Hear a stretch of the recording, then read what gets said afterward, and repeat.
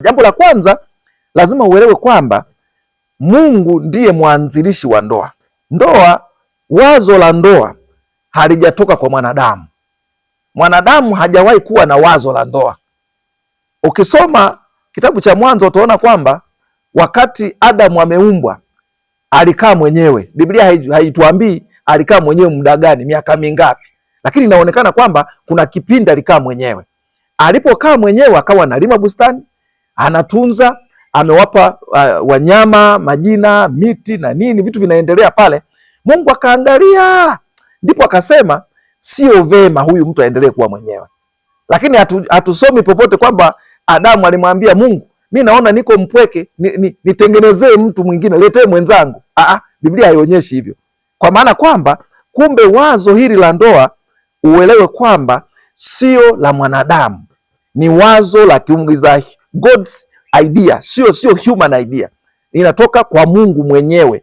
Kwenye Mwanzo sura ya 2 mstari wa 18 Biblia inasema Mungu akasema si vema huyo mtu awe peke yake. Mungu akasema si vema huyo mtu awe peke yake, nitamfanyia msaidizi wa kufanana naye. Unaona? Kwa hiyo sio kwamba wazo hili lilitoka kwa Adamu, wala sio kwamba lilitoka kwa mwanadamu, lakini limetoka kwa Mungu mwenyewe. Ni wazo la kimungu, lazima uelewe hivyo.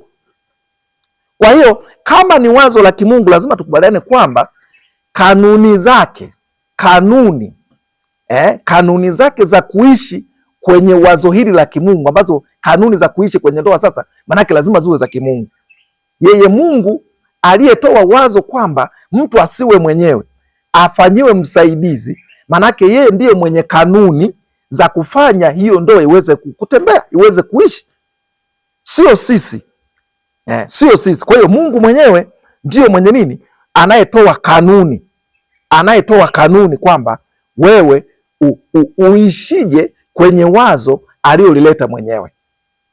Na hapo naomba nisisitize sana, Mungu anatoa kanuni kwamba sisi ambao tunataka kuingia kwenye ndoa tutaishije, na sisi ambao tayari tuko kwenye ndoa tunatakiwa tuishije kwenye ndoa zetu. Sio matakwa yetu, kwa sababu sio wazo letu.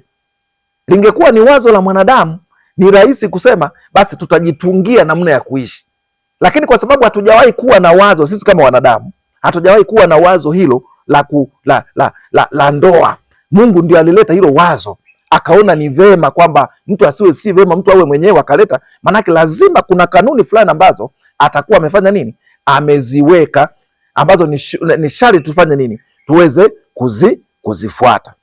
Sasa niseme hivi kwamba una haki ya kuingia kwenye ndoa ama la, lakini ukishaingia, maana yake utakuwa tayari kufuata kanuni. Naomba nirudie hapa. Una haki ya kuamua kuingia kwenye ndoa, hakuna naye kulazimisha. Yaani ukiamua kukaa kwamba huowi wala huingii kwenye ndoa, hakuna atakaye kulazimisha. Lakini ukishaamua kuingia, manake uwe tayari kufanya nini? Kufuata sheria na kanuni, kuzitii zile kanuni ambazo Mungu amefanya nini? Ameziweka. Nitatolea mfano. Kwa mfano, wewe ukiwa nyumbani kwako, kwa mfano, kama wewe ni mwanafunzi, ukiwa nyumbani kwako unaruhusiwa kuvaa unavyotaka. Lakini ukishaenda shuleni, ukishaingia kwenye shule ama ni chuo, kuna sheria maalum zinazorani kile chuo. Lazima kwenye chuo utaambiwa bana, hapa hatutaki labda uvae milegezo. Hapa hatutaki uvae kiatu bila socks. Hapa hatutaki uvae bila kuchomekea. Hata kama wewe hupendi kuchomekea, ila kwa sababu umeshaingia kwenye chuo chetu ama uko kwenye shule yetu, wewe ni mwanafunzi wa shule yetu hii, lazima, au hatutaki ufuge nywele ndefu.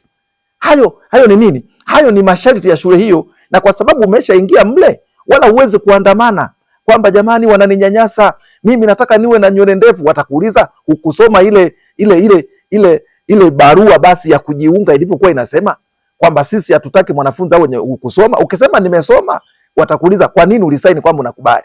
Kwa hiyo maana yake ni kwamba una haki ya kuamua kutoingia kwenye ndoa, hakuna anayelazimisha. Lakini ukishaingia ndani, lazima uwe tayari kufuata yanayotakiwa kufuatwa, ambayo Mungu ameyaagiza. Kwa hiyo hilo ni jambo la msingi sana. Elewa kwamba Mungu ndiye mwanzilishi wa ndoa, na kama ndiye mwanzilishi wa ndoa, maana yake kuna kanuni za ndoa ambazo Mungu ameziweka, ambazo utakuwa tayari kuzifuata mara unapoingia kwenye ndoa.